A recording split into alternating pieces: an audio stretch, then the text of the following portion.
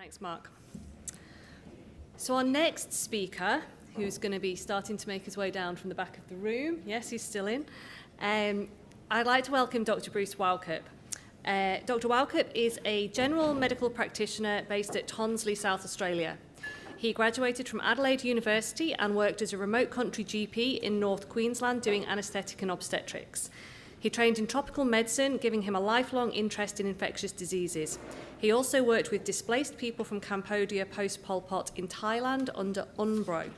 Whilst working in the camps, Dr. Wauchope developed algorithms that enabled health workers to manage patients with fever without the need for advanced investigations. In 1996, Dr. Wauchope took over a small general practice, the Bedford Clinic, which he has grown into a large clinic with 2 day surgery theatres, 6 melanoma diagnostic rooms, 9 GP rooms, and 4 chronic disease management rooms. After one of his 6 children became ill with ME/CFS, Dr. Wauchope began to take an interest in the condition, developing a layered, targeted problem-solving process for diseases that are not medically classified. This layered, targeted approach has enabled the creation of algorithms for managing chronic fatigue syndrome. He is also a part-time lecturer for the Adelaide University Medical School. So I'd like to welcome Dr. Wauchope. Thank you. Dr. Wauchope. It's all right. It's Scottish. It lends itself to mispronunciation. So, Judge anything by my pronunciation. Yeah. Look, I'd like to start by thanking the government for the money to bring Ron Davis et al. And all the others here and get this going. It is a phenomenal thing that if you look at the scientific stuff that's been revealed here this week, for doctors who are working in this area who get told it's all psychiatric, it's all psychological, and that's still out there, we can refer to something that our federal government's funded, that's here, that has world-class people presenting, that is up there and is a beginning. So I think for a lot of you in the room, you wouldn't appreciate that, but if you've heard what Mark Donoghue said about the pressures coming on doctors who don't fit the keys. See, the way medicine works is we have like a typewriter, right?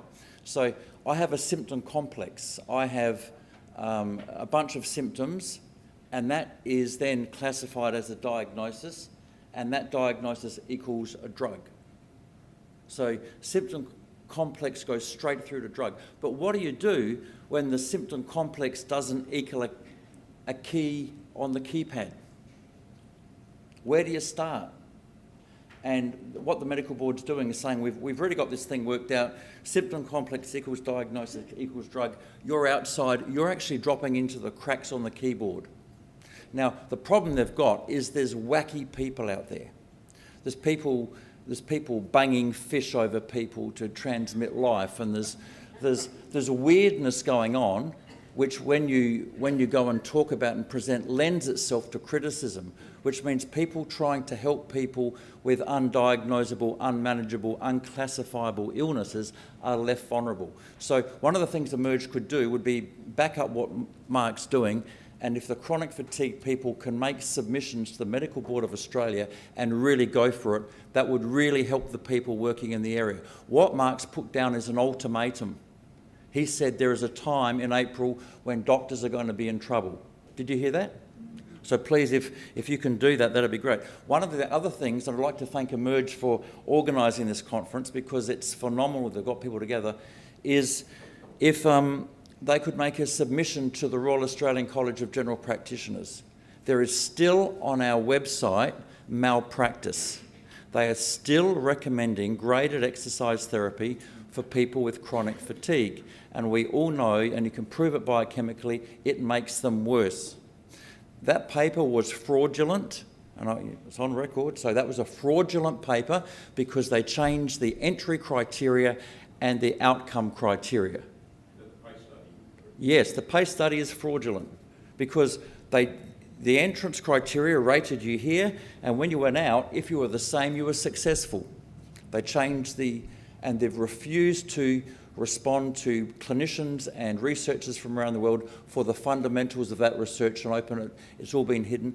There was a conflict of interest. The people doing the paper ran a business for pacing. So there's a financial imperative for that paper to get out, help their business. It's hurting people around the world. It needs to be taken off the RACG website. So if Emerge as a Victorian thing could get onto the Victorian RACGP and give them a pat on the head, we'd all be happy with that. But please follow up what Mark said. From wherever you are, push for the Medical Board of Australia. We don't want cranks. We're not justifying cranks, but there's biochemical doctors trying to help ill people who should be protected. Okay, and I'd like to thank Ron Davis for what he's done in pulling together people from around the world. If you look at what they've done in progressing this illness, they've thrown research at things and come up with nothing, thrown research at things and come up with nothing. If it had been government-led, it would have stopped. How many negatives do you go before you stop? I want to thank you to some other researchers we've got in metabolomics here in Melbourne and others who have kept going. There's people who have kept going, and now what we need is we need people to pull this together. So I'll whiz through this quickly. Where's my clicker? That one here? Okay. What you're going to see is part of an integrated program we've developed with Bridges and Pathways. What we're aiming at is a client-focused, nurse-led, diagnostic treatment pathway using a layered, targeted problem-solving approach that's integrated with community groups, linked and coordinated through phone-based apps because these people are housebound. And it's designed to work in the busy frame of general practice and chew at this problem. And so we can sequence our way through this problem. And hopefully we can use this, if data is collected, as a program for assessing and validating intervention approaches. Diagnosis is easy. Post-exertional malaise, severe fatigue, secondary symptoms, and we enter a world of a very strange disease, and as Mark says, people who think they've solved it, they haven't. It seems to affect everything, and everything seems to affect it. I think most people are familiar with that. And we also understand most of the concepts in ME/CFS can be understood. The fatigue is poor ATP production, and that's been shown and validated. We don't have enough energy being made, and there's inflammation and other things going on affecting both the brain and hormones. So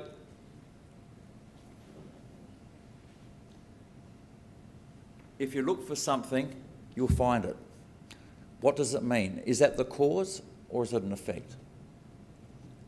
So if the ME/CFS has a number of different etiologies with similar presentation, then as Mark said, clumping these people together in clinical research is problematic unless you can subgroup them. And one of the things that all the doctors working in this area are trying, how do we subgroup these people?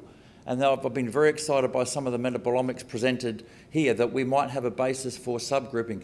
There was the microRNA and there was Neil McGregor's metabolomics, and you look at it and go, wow, this is maybe a way we can pre-subgroup people. At the time, we use the term clinical grouping. We're using that deliberately because there isn't official literature-based subgrouping available. Now, if it is yet a bunch of conditions to be subgrouped, then any trial will be non-conclusive. Look, we saw this beautifully at the start of this conference where they presented cytochrome 5 in mitochondria as being a problem, and it is in their research. And then we got someone from England saying, well, they didn't have any problem with cytochrome 5, they had a problem with something else in the mitochondria, right? They're both right. Can you see it? This is the problem with ME/CFS research. It's not one person. There's not a homogeneous genome. And as there are a number of metabolic problems in an individual, testing one thing in isolation doesn't work. The language I use to patients, and Mark described this beautifully with anchors. He said, you pull up all the anchors, and the last anchor they thank you for. I say to people, a truck, a semi-trailer has 18 wheels. How many wheels does it take to get it going? There's a lot of biochemical and structural and interventional things that have to be done. So while there is increasing evidence for changes in the body, we don't know whether these are primary or secondary. And there's, as Mark said, no high-level evidence, double-blind controlled trials showing what to do. So what do? Do we avoid the patient? Do we provide emotional support? Do we treat whatever symptoms we can? Do we tell them they need CBT? Do we give them graded exercise program, which is malpractice? That needs to be called. It's on the Australian RACGB website. It's proven to make people ill, and it hasn't been pulled down. It needs to be pulled down. So what do?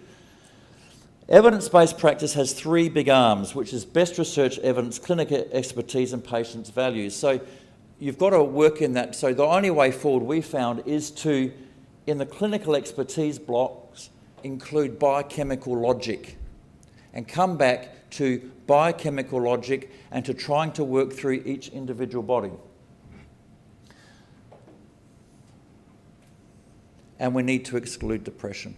Now, I'm not going to go through this, but there's some wonderful bits which you can just sort through with CFS and depression and separating the two. And I'm not going to go through that. So what do we have? ME-CFS seems to be an umbrella term for different pathologies. It hasn't been adequately subgrouped. The research suffering from this lack of subgrouping. There's high-level evidence for symptoms and signs or marker associations and causal associations. And there's no final common pathways. They might yet be found. The human genome is not the same. Everybody's got different SNPs. And there may be more than one layer of pathology in a person. So there's more than one thing going on. And there may be pre-existing conditions that predispose a person to pathologies and limit their ability to recover. So this is a cocktail for confusion. And they create a level of complexity, and then this complexity sits in front of you in the form of a living patient with real skin who wants help. So have some compassion on the doctors. The doctors have got pressure from the government saying, shut down what you're doing, you don't fit with a keyboard, right? You've got incredible complexity with biochemistry and some very difficult people. If you've seen some people with severe CFS when their brains go off, what are they like? They're hard to handle because they're overloaded, they're in stress and they'll lash out. So they've got to manage that. They've got to try and get them better, and they're not sure what to do, and there's no evidence. They're under a lot of pressure. The next thing is, I'm getting grey, Mark's getting old, right? You've got a dog that's keeping you young. Yeah, well, not really. Doesn't do much, does it? So what are we going to do? We'll be falling off the perch in a while. No, seriously, you've got to think about this. Where's the young ones? And the young ones look at Mark and they look at me and they look at others and they go, why would I do that? So I'm speaking to the doctors of the future in this tape, please. I'm telling you there's a way forward. And we want more doctors for the future to do this. And what I'm putting out, the reason I'm putting this out, and I'm on a mission to get this out, and I'll be integrating as much as I can, is I've had a serious head injury, which has limited my capacity to work. But what has woken me up is that I can't make a dent in the CFS problem unless I multiply it. I could work 16-hour days before. I can't do that now. So I'm now dedicating my time to put together something that we can multiply that can go into general practitioners' offices that they, in the time period of general practice, can work on. When they don't know what to do, they can send it to Mark or me, but we can multiply it. I want to integrate Neil's metabolomics and others in this, and we want this to be tied with computer programs that link it back, apps on phones, and link people together in society. That's what we've been working on very hard for a number of years, and we're almost there. Now, we've said that most medicine starts with symptom complex, diagnosis, treatment. Yes, you've got that? Now, if you think about it, and don't criticise the doctors, information's doing this. Immunology information's gone out. Genetics information's gone out. Biochemistry information's gone out. There was established anatomy, physiology, histology, pathology. That was already there. And then pharmacological information's gone out, and the training on the medical courses come in. How else can you approach this unless you work on pattern recognition? which is what medical training now is pattern recognition. But in this process, pattern recognition is useless. So we have to have a targeted problem-solving approach where we layer the body. So we start, and we're going to go through these questions quickly. I don't know how much time I've got left, Heidi. Are the elements needed to run the body's biochemistry present? Sorry, 20. Are there heavy metal blockers? Great. Are there any nutritional vitamin cofactor deficiencies? People lose amino acids, they lose different things. Are there any manageable genetic issues? Are the precursors available for mitochondrial energy? Now, what we do with this, we've got algorithms through this and layered pathways through that. But how do you get there? You just can't start these. And these questions have to be open, and they have to accommodate new research as it becomes available. So types of clinical groupings we've looked at, and then you can't even work with those. So what we've decided to do, we've been working on the clinical presentation and onset, helps drive us into a clinical grouping by which we do an ordering of the questions in the layered targeted problem-solving approach. And having looked at Neil McGregor's presentation with his 3 groups and some of the microRNA stuff from this conference, I'll be coming back to Melbourne to bang some ears and talk and think and see if we can streamline what we're doing and make it better. So we make a diagnosis, you exclude other conditions, you establish a care plan, you stabilise the patient. Now, of all the things we can do, we can stop people pushing through. When chronic fatigue patients push through, they go from ATP to ADP to AMP, then they lose the AMP as it breaks down and it passes out the urine, and then they're left in a very difficult position where they can't make energy again. So stabilising the patient and teaching them not to push through is a fundamental, and that's why the PACE program is so evil, because it makes them push through that barrier. Chronic fatigue people must not push through their energy envelope, or they have side effects. We establish recording and monitoring, and the recording and monitoring we do is graphical. It's no good seeing 6 out of 10, 5 out of 10 on a piece of paper. We want graphs. And we want graphs in which we can put lines down and we can see we've made an intervention and perhaps a month later there's been a change. You can look at a graph very fast. And in clinical grouping where we can, and then we start the layered targeted problem-solving approach. Now, I've split it into 2, so you can read it. And I'll just start going through some of the things we look at. And the idea is that this can be done by a GP, and as Mark says, you pull up anchors. So I'm trying to get it so GPs can work with biochemistry and pull up anchors and help people, because there's so many people who are ill and there's no doctors. So how are we going to do this unless we can put out a layered targeted problem-solving approach that GPs can do in their own offices, even if they don't really understand it. And when they get stuck, they can refer it up the tree, right? So in our multiple biochemical analysis, we measure the top 3, maybe 4, and then we come down. Now, zinc, in Australia, we find deficiencies often in zinc, not so much in iron. We find a lot of deficiencies in manganese. And years ago, I had a nurse who had chronic fatigue, and I just shot off a magnesium level, and the lab by mistake did manganese. Came back as unrecordable. I said, what the hell does manganese do? So then I started thinking, what other elements are required to make the body's biochemistry work? And in these chronically ill people, when they have increased renal flow and flux, they lose all sorts of things, and their diets are not good and their guts are not good. Maybe they're not absorbing. So let's ask the question, is everything in the body, and no body's the same, to run the body's biochemistry? That's the first question, and we find no, it's not. So the first thing is to get all the minerals up to the right level. We find no molybdenum. We find selenium low. Selenium's critical for glutathione.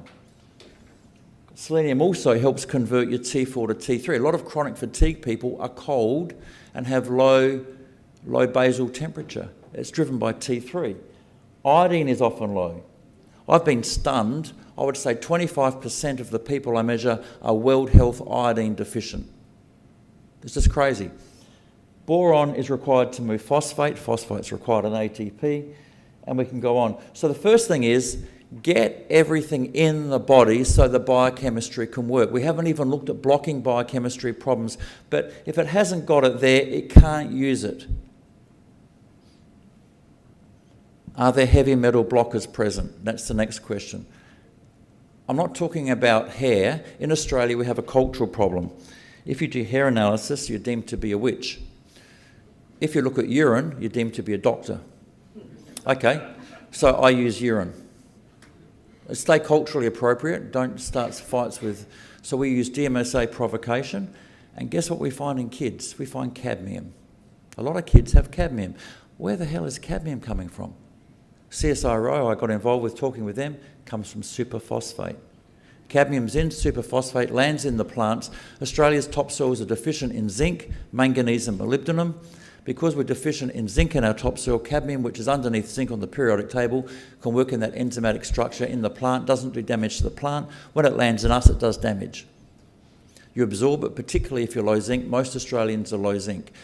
The reference ranges for zinc in Australia are different to the reference ranges in America because the reference ranges are based on the normal distribution of what comes into the lab. They're not based on absolutes of what's good for a body. So you have to understand that the reference ranges in laboratories are based on what's coming through that laboratory.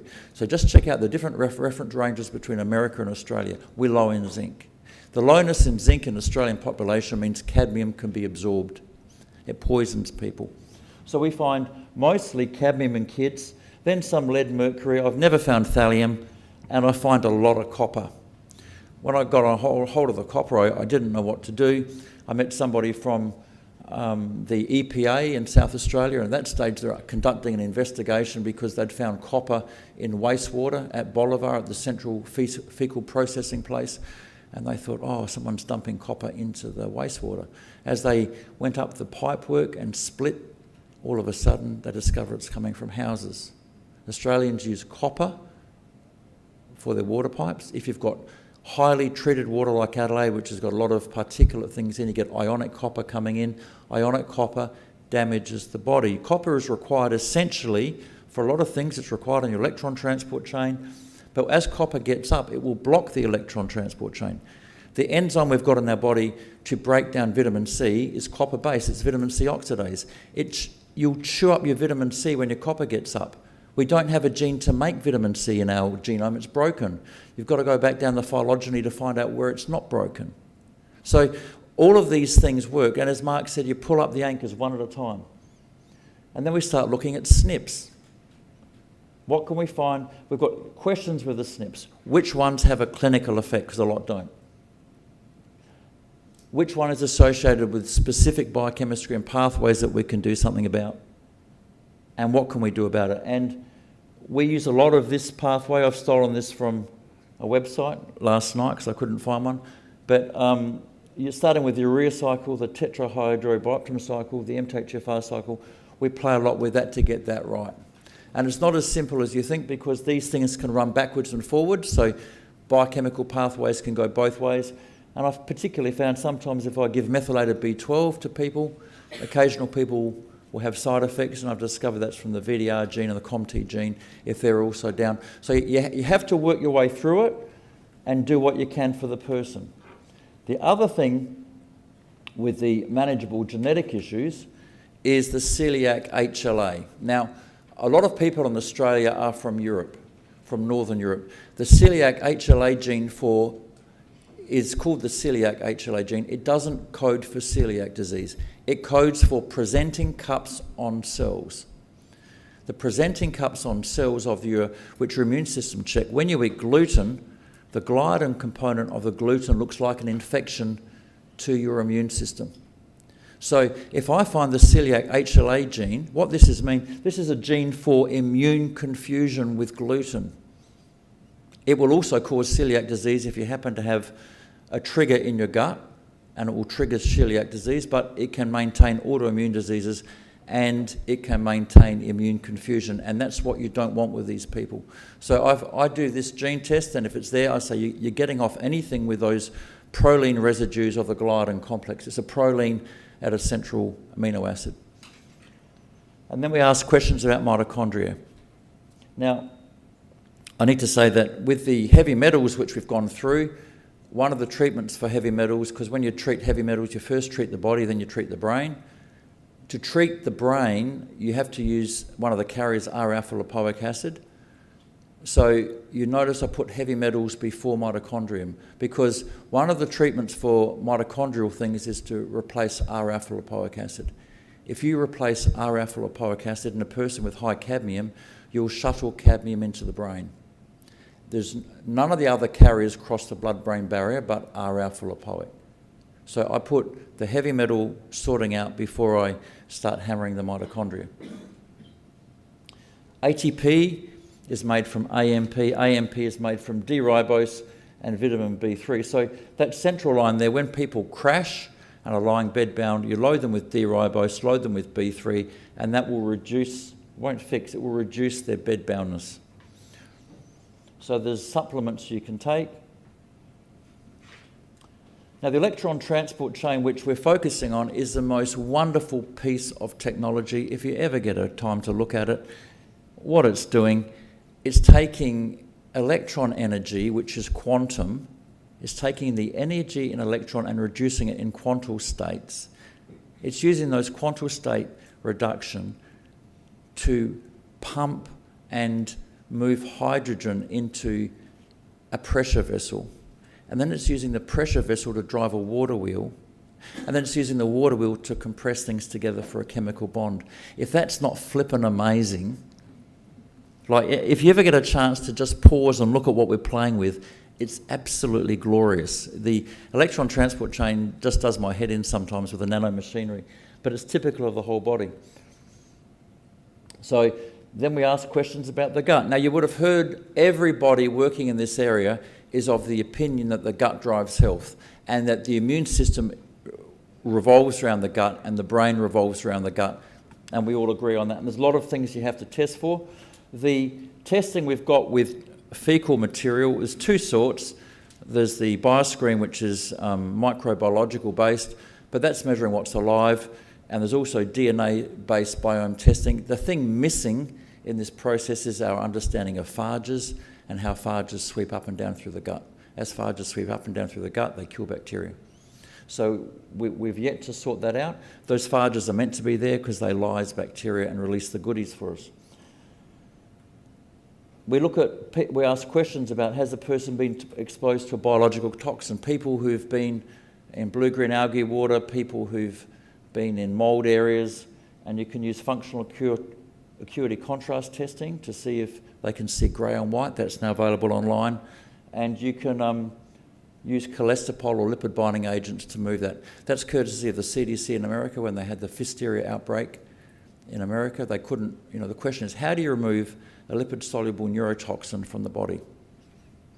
Well, they use the enteropatic circulation of the liver as it squirts things out into the bowel and reabsorbs it. Well, it squirts it out into the bowel, pick it up from the bile, and don't let it re-enter. And that's brilliant simplicity. And then we ask questions about infection. Now, we consider these together. And this is a simplified format of what we use, but we try and look at, is there an infection? Is there an infection with an underactive immune infection, or is there no infection and it continuing? Now, I'm sort of trained in ID, infectious diseases, so I have an infectious bent, but the fascinating thing about this disease is that people can't find infections. And that's what you look at the work from Ron Davis and what they're layering out. While you hold that together, you have to also hold the clinical truth together that we've had people die from people using steroids. Now, corticosteroids will reduce the inflammatory response of cytokine overdrive. And you can be on low, moderate doses of corticosteroids for years without getting ill. We've had a couple of kids who've been ill, and some well-meaning GPs put them on corticosteroids. Their immune system down-regulated, they felt well, and after 6-9 months they died because they did have an infection and the infection could run rampant. Do you understand? This is why this is such a difficult thing. Now, they must be the oddities because of the work that's happening, which is showing no infection that's typical for this thing, but you still have to be aware there are infections running. And on the Borrelia debate, there's a Borrelia debate for those who are not from Australia, but there's a Borrelia debate occurring. One of the things we have to consider is Australia is phylogenetically separate from the rest of the world. In the last ice age, the water did not drop on Wallace's line, which is the line that runs up through Indonesia to the Philippines. On one side of that, there is one set of animals and plants, and on the other side, there is us. Animals have arisen on this side which are different to the other side.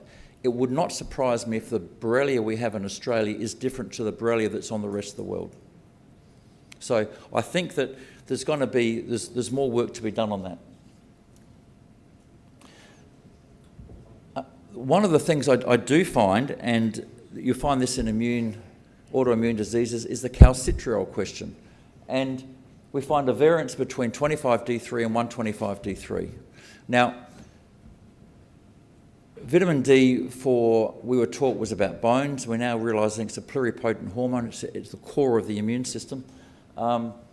And on the surface of white blood cells, DAMPs and PAMPs, which are danger-associated molecular patterns and pathogen-associated molecular patterns, when they're both hit together, the body will convert 25D3 to 125D3 or calcitriol, which then hits a receptor on the nucleus, which then puts out our own internal antibiotics. Now, there is no resistance to our own internal antibiotics. So germs have worked out how to stop that occurring. So in the evolutionary pathway, AIDS does a total block of that pathway. Other things do a partial block of it. What I find a lot of my patients, I find this raised. So I don't know if Ron, if you can look at calcitriol and see if it comes up with anything on your guys, but I'm asking myself the question, are there pathogens which are also blocking the vitamin D receptor that we don't know about? We don't know how it's working, or what is this mechanism? Because it's a marker I regularly find. We've heard in the conference about the serologies. Serology goes up and down as your immune system goes up and down. You want PCR or DNA probes, cytokines of profile. So you check all these things. Another question, are there hormonal deficiencies? And I often find low DHEA in my patients. If I find low DHEA, I start running around the clock looking. And when we could do it, and we can't measure it in Australia at the moment, we could do pregnenolone. And in a number of patients, we found low pregnenolones. Now, that's fascinating because pregnenolone is manufactured on the surface of the mitochondria. And we already know that we've probably got a mitochondrial problem. So there's layers in this. So we go through these questions and you promise the patient nothing. You just promise the patient that you'll work with them, give them empathy, and layer it and progress it. We want to keep the questions open and incorporate new research. And we want to be able to translate this back into general practice so a general practitioner with a partial interest can proceed and we can multiply the work. Okay, so there's some of the testings you do, and that's the end. Thank you.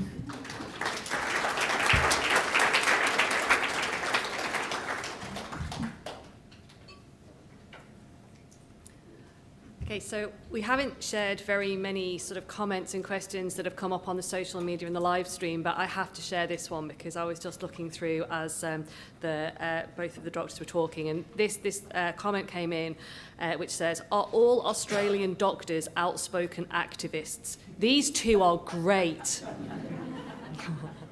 We're old. We've got nothing to lose compared to the young.